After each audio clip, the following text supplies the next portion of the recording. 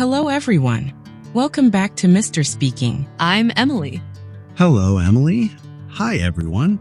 It's so great to be here with you all today. I'm Paul, and I hope you're having a wonderful day, wherever you are. I am doing really well today, Paul, but I have to ask you something. How was your evening yesterday? Did you relax? Oh man, yesterday was tough. I was staring at my computer all day, working on some software code. When evening came, my brain was just spinning. I couldn't relax at all. Yeah, I totally understand that feeling. Our days are so busy. We run around, we work hard, and then suddenly we expect our bodies to just stop and sleep. Exactly. It doesn't work like that, does it? It's like driving a car really fast. You can't just pull the handbrake and stop instantly. You have to slow down first. That is such a great example. You really have to slow down, and that is exactly what we are exploring today. How to slow down at night. How to create a gentle, relaxing evening routine. I really need this today, Emily. I think a lot of our listeners need it too. Where do we even start? Well, the very first step is the work transition. This means closing the door on your workday. You have to tell your brain that work is finished. Right, but that's the hardest part, especially if you work from home. The office is right there in your living room. How do you tell your brain to stop? You need a clear signal. For example, when you finish work, close your laptop and put it away. Don't leave it open on the table. Out of sight, out of mind. That makes sense. I usually leave my laptop open just in case an email comes in, but that just keeps me stressed. Exactly. Another great signal is changing your clothes. Take off your work clothes and put on something soft and comfortable. It's a physical way to say the day is done. Oh, I love that idea. Changing into soft clothes really changes your mood. But what if you still have work thoughts in your head? That's a common problem. A good trick is to write those thoughts down on a piece of paper. If you remember something for tomorrow, write it down and leave it on your desk. Yeah, that's smart. Once it's on paper, you don't have to carry it in your head all night. You were giving your brain permission to let it go. For sure. And once you let work go, you face the next big challenge, the screens, the digital detox. Oh no. This is where I struggle the most. I always grab my iPhone the moment I stop working. It's an automatic habit. It is a habit for almost everyone today. We finish staring at a big screen for work, and then we stare at a small screen to relax. Right. We scroll through social media or watch short videos. We think it helps us relax, but it actually doesn't, does it? No, it really doesn't. The blue light from your iPhone tricks your brain. It tells your brain that it is still daytime. That makes it very hard to feel sleepy. Yeah, I've noticed that. If I look at my phone in bed, I can stay awake for hours. My eyes get tired, but my mind stays completely awake. Exactly. Plus, the things we look at on our phones are exciting or stressful. The news, the funny videos, they make our brains active, not calm. So, what is the best way to handle this? Should we just throw our phones out the window? No, don't do that. Just try putting your phone in another room about an hour before you go to sleep. Put it on a charger in the kitchen. Put it in the kitchen? That sounds a little scary. What if I miss something important? That's a big doubt many people have. I know it feels scary at first, but truly, very few things are emergencies at 10 o'clock at night. The world will wait for you until tomorrow. That's a really comforting thought. The world will wait. And if the phone is in the other room, we have more time for better things, like food. Yes, mindful meals are a huge part of a good evening. What we eat at night really changes how we sleep. I can definitely agree with that. Sometimes I eat a huge, heavy dinner, and then I feel terrible when I try to sleep. My stomach is just working too hard. That's why a light dinner is so important. You want to give your body easy things to digest. If your body is busy digesting heavy food, it can't rest deeply.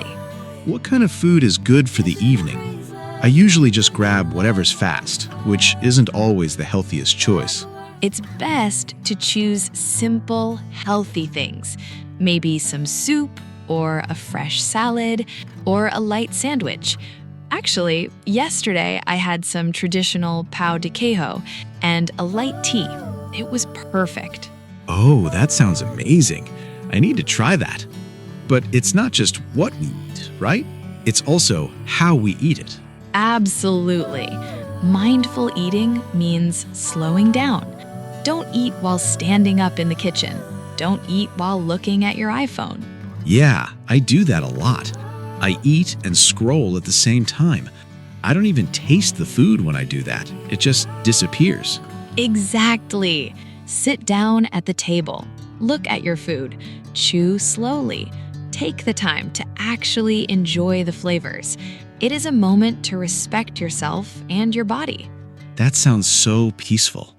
And if you are sitting at the table without your phone, it's also the perfect time for family connection. For sure. Evenings are the best time to catch up with the people you love. When the screens are away, real conversations can happen. I completely agree. For example, a good friend of mine, he always makes sure to put his phone away after work. He spends that time with his wife Carol and his kids Pedro, Enzo, and Melissa. That is beautiful. Giving your family your full attention is the greatest gift. You are telling them you are more important than my screen. Yeah, he tells me it changed their whole evening. They just sit and talk. They ask each other, "What was the best part of your day?" That's a wonderful question to ask. It brings positive energy into the room, and it helps kids and adults feel heard and loved. But what if people live alone or their family is far away? How can they connect? That is a great question. If you live alone, you can use that time to call a friend, or you can just connect with yourself, spend time with a pet, or just enjoy the quiet space. I like that. Connection doesn't always have to be a big, noisy dinner. It can just be a calm moment. Totally. And while you are having those calm moments, you can slowly start preparing for tomorrow. This is a game changer for reducing stress. Oh, preparing for tomorrow. You mean doing things tonight so that tomorrow morning is easier? Exactly. Mornings are usually rushed and stressful. We run around looking for our shoes or deciding what to wear. It's chaotic. Yeah, my mornings are always a little crazy. I always spill my coffee because I'm trying to do too many things at once. We've all been there. But if you lay out your clothes tonight, you don't have to think about it tomorrow. You just wake up and put them on. That sounds so simple, but I bet it saves a lot of time. What else can we prepare the night before? You can pack your bag for work. You can put your keys by the door. You can even prepare your coffee machine, so you just have to press one button. Wow. Pressing one button for coffee sounds like a dream. It's like you are giving a nice present to your future self. That is the perfect way to look at it, Paul. You are taking care of tomorrow's version of you. It makes the morning smooth and easy. And when you know tomorrow is ready, your mind can finally relax tonight. You don't have to worry about forgetting anything. Right. And once everything is prepared, it is the perfect time for relaxing hobbies, things that bring you joy offline. Offline hobbies are the best. Since the iPhone is in the kitchen, what are some good things to do? Reading a real physical book is wonderful, or doing a jigsaw puzzle. Some people love to knit or draw, or just listen to calm music. Listening to music is my favorite. But sometimes my mind still wanders back to work. Do you have any active hobbies that keep the mind busy but relaxed? That's a great point. If you need to keep your hands busy, building something small, or even doing some light stretching is great. Yeah, stretching is nice. Or even just planning a fun activity for the weekend. I love looking at my fishing gear, getting ready for a trip to Dupree Park. It makes me happy. That is a perfect example. Touching your fishing gear, organizing it, thinking about being out in nature, it shifts your brain from stress to pure happiness. It really does. It's quiet, it's peaceful, and it has nothing to do with software code. Exactly. And after you enjoy your hobby, it's time to move into personal care. This is the final signal for your body. Personal care. You mean like taking a shower and brushing your teeth? Yes, but doing it mindfully. A warm shower is incredibly powerful. The warm water actually lowers your core body temperature when you step out, which makes you sleepy. I never knew that. I just thought hot water felt nice, but it actually changes your biology? It really does. It relaxes your muscles and tells your nervous system to calm down. It washes away the stress of the day. That's amazing. I should stop rushing through my shower. I usually just jump in and jump out in 5 minutes. Try to slow down. Feel the warm water. Use a nice smelling soap. Make it a relaxing experience, not just a task you have to finish. I will definitely try that. And I guess taking time to brush your teeth carefully and wash your face is part of it too. For sure. When you do these things in the same order every night, your brain learns the pattern. It thinks, oh, we are brushing our teeth. Sleep is coming soon.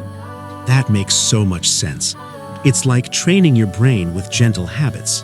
Speaking of gentle habits, if you guys are enjoying this conversation as much as we are, please take a quick second to like this video and subscribe to the channel. Yes, and let us know in the comments below, what is your favorite way to relax at night? We love reading your stories and learning from you. We really do. Okay, so after our warm shower, we are clean and calm. Now is a beautiful time for evening reflection. Evening reflection? That sounds deep. Does that mean we sit and think about everything we did wrong that day? No, definitely not. The opposite, actually. The nighttime is not for worrying. It is for gratitude and peace. Whew, that is good to hear. So, how do we reflect in a positive way? You can just take a notebook and write down 3 good things that happened today. They don't have to be big things. Just 3 small things? Like, I had a really good cup of coffee, or somebody smiled at me on the street. Exactly. Or the weather was nice. Or I finished a hard task at work. When you focus on the positive, you go to sleep with a happy heart. I love that.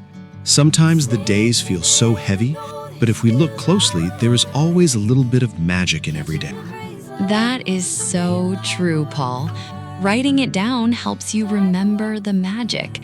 If you don't like writing, you can just sit quietly and think about it for 2 minutes. I can definitely do 2 minutes. It feels like a very soft way to close the chapter of the day. It is. And as you close that chapter, you need to make sure your sleep environment is ready. Your bedroom needs to be a sanctuary. A sanctuary. A safe, quiet place. What makes a bedroom a good sleep environment? First, it needs to be dark. Dim the lights in your house an hour before bed.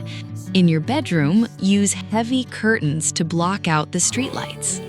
Darkness makes sense because of the light from our phones we talked about earlier. Light tells the brain to wake up. Right. Second, check the temperature. Most people sleep much better in a room that is slightly cool rather than too hot. Yeah, trying to sleep when you're sweating is impossible. A cool room with a warm, cozy blanket is the absolute best combination. It is so comfortable. And finally, make sure it is quiet. If you live in a noisy city, you can use a fan or a white noise machine to block the sound. I actually use a small fan in my room. The gentle humming sound helps my brain stop thinking. It's very steady and safe. That is perfect. A dark, cool, and quiet room tells your body that it is safe to completely shut down and rest. Okay, so we have the perfect room, we are relaxed. The last piece of the puzzle is consistent bedtimes, right? Yes, consistent bedtimes. This is the golden rule of good sleep. Going to bed at the exact same time every single night. Even on the weekends? That sounds a little strict, Emily. Sometimes I want to stay up late and watch a movie on a Saturday. I know, it is hard, but our bodies run on a biological clock called the circadian rhythm. It loves routine. It hates surprises. So if I go to bed at 10 p.m. on Tuesday, but 1 a.m. on Saturday, my body gets confused? Extremely confused. It feels like jet lag. If you go to sleep and wake up at the same time every day, your body naturally knows when to be tired. That makes a lot of sense. You don't have to force yourself to sleep. Your body just naturally powers down because it expects it. Exactly. You will fall asleep faster, and you will wake up feeling so much fresher. No more fighting with the alarm clock in the morning. I really want that. I want to wake up feeling fresh and ready instead of tired and grumpy. It all connects back to having a plan. It does. It all connects, from leaving work at the door to putting the phone away, to connecting with family and finding a quiet moment for yourself. It shows that a good morning doesn't start in the morning. A good morning actually starts the night before. Yes, how you treat your evenings is how you treat yourself. It's about giving yourself permission to stop, to breathe, and to just be human after a long day of doing. That is incredibly encouraging. We don't have to be perfect, but we can give ourselves the gift of a gentle evening. It makes life so much softer. It really does. You deserve rest. You work hard, and your mind and body deserve a peaceful, quiet space to recharge. Thank you so much for this today, Emily. I feel more relaxed just talking about it, and I am definitely leaving my phone in the kitchen tonight. I am so happy to hear that, Paul. Thank you for sharing your thoughts, and thank you to everyone watching and listening at home. Yes, thank you, everyone. Have a wonderful, relaxing evening, and we will see you very soon in the next video. Goodbye. Goodbye, everyone. Take care.